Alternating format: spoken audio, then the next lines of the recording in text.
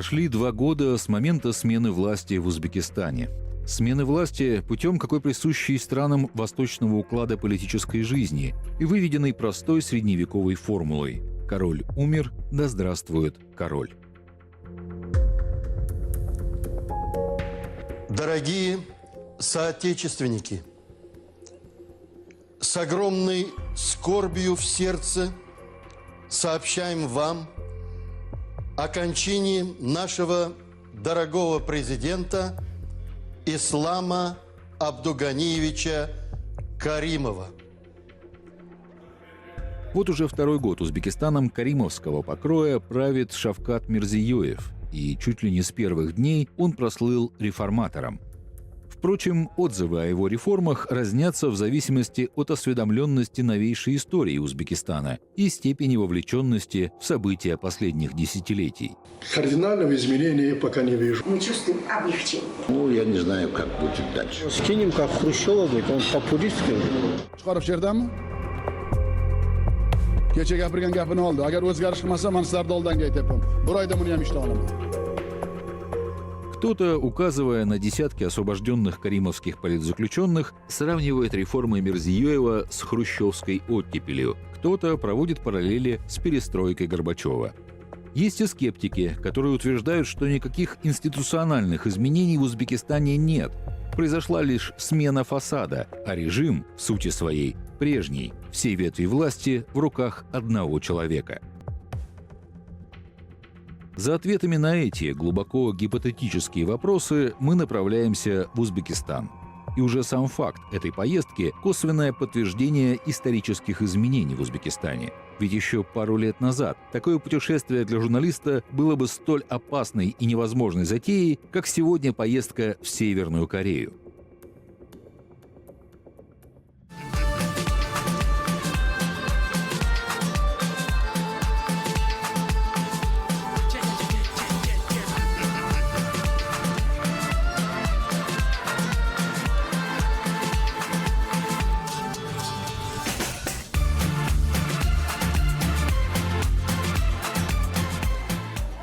Мы встречались с правозащитниками, журналистами, политиками, ездили по стране и беседовали с простыми людьми. И все они едины в том, что изменения есть, и они в лучшую сторону. Но все это каким-то странным образом напоминало веру в доброго царя.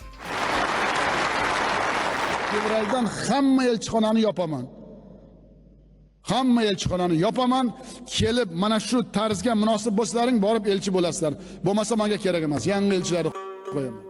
Моя жена это на берегу моря Мармара, Мраморное море. Мы гуляли, я фотографировал ее. И это действительно мне самому очень нравится.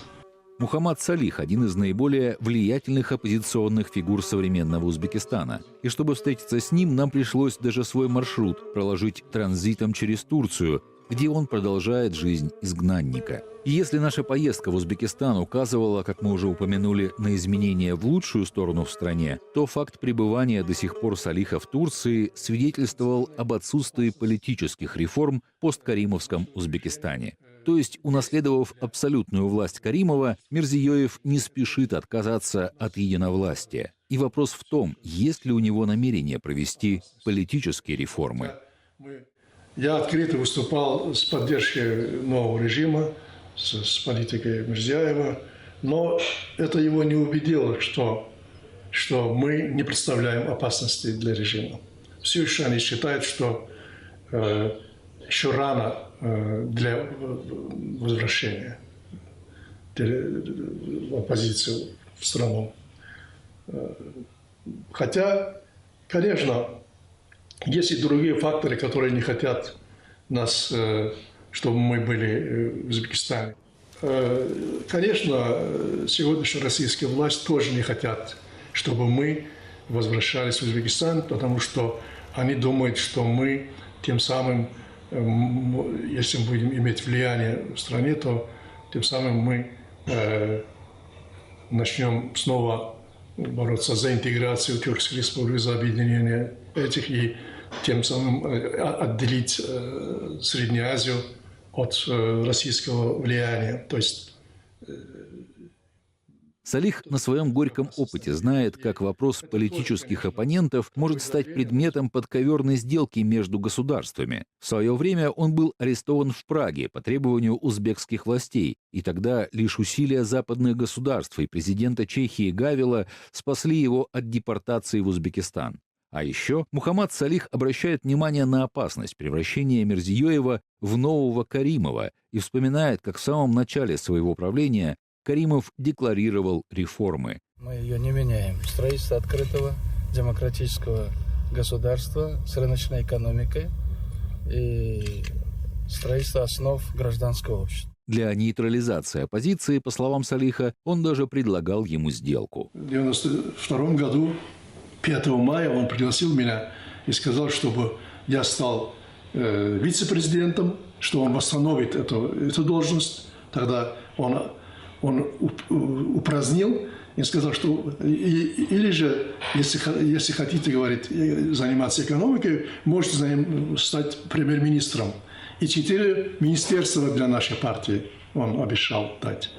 И войдите в это правительство и не делайте оппозицию. Я сказал спасибо за приглашение, но я считаю, что наше государство, молодое государство, то есть уже свободное, независимое молодое государство, для этого государства нужно сразу с первых шагов, что это было государство демократическое. Для этого оппозиция обязательный атрибут такого государства должен быть. Он кажется, да, говорит, правильно все, но я все-таки предлагаю вам вот этот вот пост, вот это из двух. Я сейчас здесь же подпишу фирман, то есть и с завтрашнего дня вы можете уже вступить на работу. Я сказал, спасибо, нет, я не приму. Я был вашим соперником в 1991 году, год тому назад тогда, что я через 5 лет опять выставлю свою кандидатуру и 5 лет буду в оппозиции. И он сказал, что я буду ждать вас неделю еще, дам вам время, или согласитесь, или же уже тогда вы пеняете на себя. То есть он или вы со мной, или вы враг. Men o'zi prokuror degan odamni kechirasizlar, juda yomon ko'raman. O'zi birinchi o'g'ri ular, hammani tag'i o'g'rilikka da'vat qiladi. Eng katta o'g'ri ular. Bularning uylarini qaranglar, tagidagi mashinalarni qaranglar. Nima bular? Atomli reaktor izobretat qilyaptimi? Familiyasini yoshni bilmaydi bitta ahmoqlar. Lekin prokuror bo'lib olgan tanish bilish bilan, g'o'ddayadi. В лексиконе Мирзиёева практически отсутствуют такие понятия, как демократия, свобода слова, права человека. Тем не менее, правозащитница Елена Урлаева склонна к оптимизму. Только будет все на развитие, на улучшение. И я не знаю, что за такие вот скептики. Столько много стараний. Каждый день. И все это чувствуется. Просто люди не могут ценить. Вот кто каждый день не работал в правах человека, тот не может это. Но вот мы 20 лет, мы в этом режиме, никуда не уезжали, мы столько терпели, но сейчас мы чувствуем облегчение. Урлаева – один из наиболее известных гражданских активистов в Узбекистане и работает под постоянным давлением силовиков. Власть Узбекистана, которая враждебно относится к правозащитной деятельности, на протяжении десятилетий пытались нейтрализовать Урлаеву. Но, несмотря на постоянные слежки, преследования, тюрьмы, психиатрические лечебницы, она продолжает свою работу. Вот мои атрибуты. Свисток. Всегда с плакатиком встаю. Урлаева склонна оценивать политику Мирзиёева исключительно в сравнении с положением дел при Каримове и считает, что перемены огромные. Чиновники стали отвечать на критику. Главный же признак потепления – освобождение многих политических заключенных. Мы встретились с некоторыми из них. Рассказы бывших заключенных об условиях содержания вызывают ужас. Мухаммад Бекжан, младший брат Мухаммада Салиха, провел за решеткой 18 лет. Он был главным редактором одноименной газеты оппозиционной партии «Эрк» и вынужден был издавать ее за пределами Узбекистана. В 1999 году, после серии взрывов в Ташкенте, Каримов по-настоящему начал расправу над своими политическими оппонентами. По его требованию Бекжана арестовали в Киеве и выдали на расправу Ташкенту. Я в 8 колониях. Меня постоянно, чтобы я не привык в одно место, когда переводят с одного на другую зону. Есть там ломка, называется это. Когда заходишь, там 15 дней будет держать в карантине, и там всегда пытки физические и моральные. Еще я был в зоне 47 килограмм. Когда я измерял себя, 182 роста и 47 килограмм. Я не поверил на этот. Но у меня там только вот на ногах рельсы вот этот кость. И руки такие там тоненькие такие. Еще заставили нас работать в кирпичном заводе. Конкретное название – это концентрационный лагерь. Как Освенцим, Майденек, Дахау. Даже хуже, наверное. Потому что здесь никаких человеческих ценностей. Экзам Тургунов стоял на истоке демократического движения Узбекистана на закате советской власти. Он был одним из авторов декларации о независимости Узбекистана. При Каримове занимался в основном правозащитной деятельностью. Но в 2008 году его, оклеветав, приговорили к 10 годам заключения. Во время следствия меня облили кипятком. Вот мы в школе учились, когда учились в школе, про Муса Джалила, про этого генерала писали, что фашисты зимой облили их холодной водой, зимой. А меня летом, там жара 45 градусов, меня облили кипятком, 100 градусов и кипятком облили.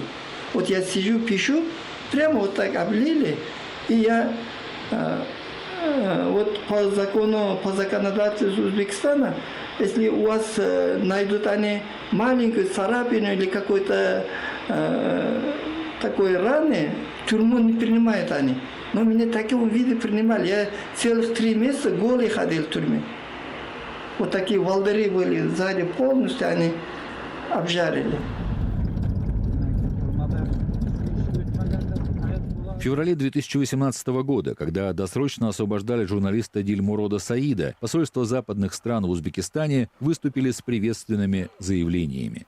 9 лет он провел в заточении и первым делом, когда вышел на свободу, посетил могилы своей дочери, жены и матери, которые умерли, пока режим Каримова пытался заставить его молчать. Спецколония для туберкулезных больных 36-й Наваев находится. Сейчас уже закрыли эту колонию.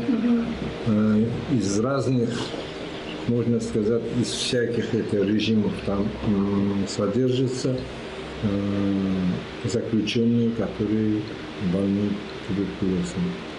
Там более 3,5 года я там находился. И там проводили, я так буду считать, что медэксперимент надо мной в течение 2 года. И этот эксперимент называли программа ДОЦ+.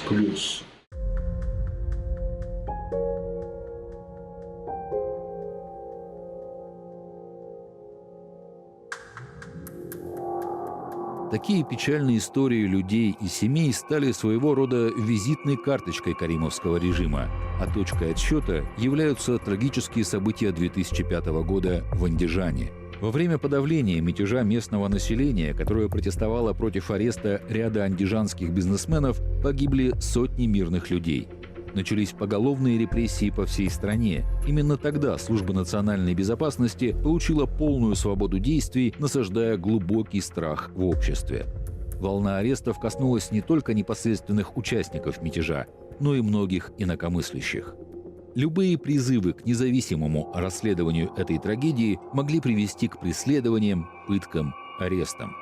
Таких автоматически причисляли к исламскому терроризму и осуждали на долгие годы.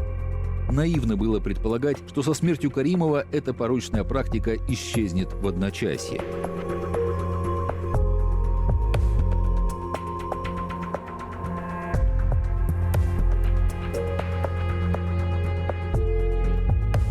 Назовите это иронией судьбы, но одним из дел, которым занимается правозащитница Малахат Эшонкулова, это арест подполковника службы национальной безопасности Бархамжона Суванова. Его осудили на 20 лет за контрабанду наркотиков. Правозащитники считают, что Суванова оклеветали свои же начальники, чтобы скрыть следы покровительства руководства спецслужб организованному наркотрафику из Афганистана в Россию. Пожилой отец Суванова рассказал нам, что его сын ушел на работу и исчез. В СНБ их уверяли, что он в командировке. И лишь на 12-й день, рассказывает отец, коллеги сына, пожалев старика, тайком от начальства сообщили ему, чтобы зря пороги не обивал. Бахрамжон под арестом. Семья смогла встретиться с Сувановым лишь спустя 10 месяцев, когда он уже был осужден на закрытом заседании суда. На этой встрече Бахрамжон рассказывал, как его пытали, с тем, чтобы принудить давать показания против себя. По словам Суванова-старшего, его сын всегда служил честно, получал высокие награды, в том числе Орден Храбрости и медаль за отвагу. К тому же дважды предотвращал покушение на самого Мирзиёева.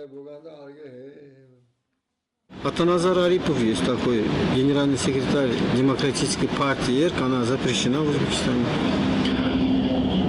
После Нового года, 2 января 2003 года, я к нему навестить с Новым годом поздравить приехал домой, в Ташкенте он живет.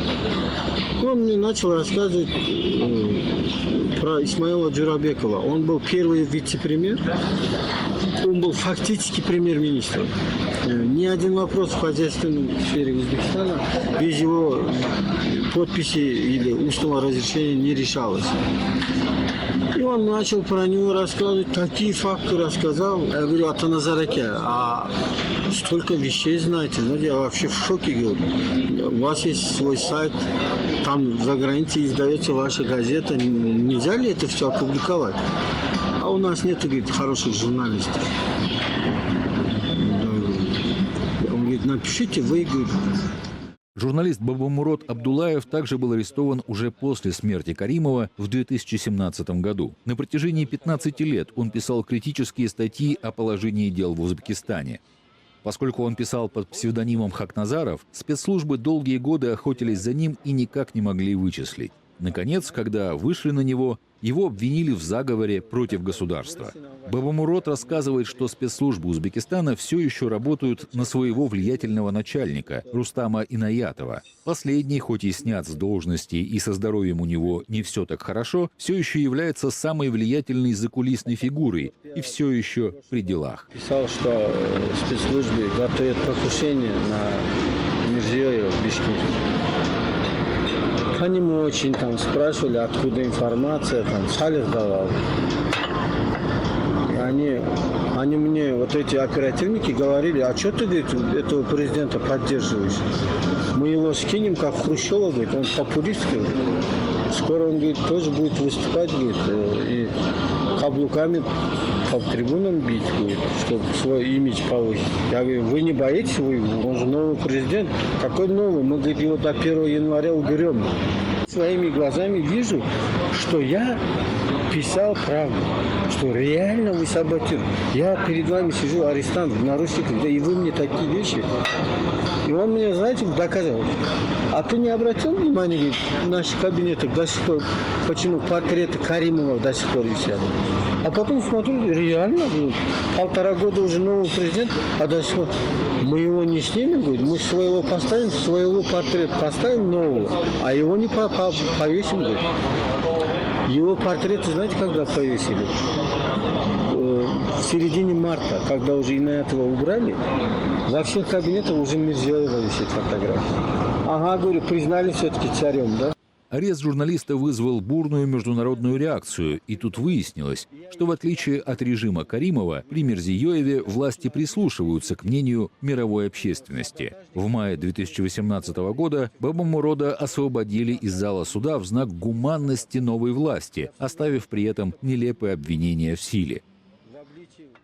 Волна реформ Мирзиёева прошла стороной заключенных, осужденных за участие в радикальных исламских организациях. По словам правозащитника Сурата Икрамова, их причастность к религиозным организациям не доказана. Это всего лишь верующие люди, и таких очень много в тюрьмах Узбекистана. Понимаете, я бы их назвал бы так, им больше нравится или как-то сторонники, может быть, или что-то, но не члены, понимаете?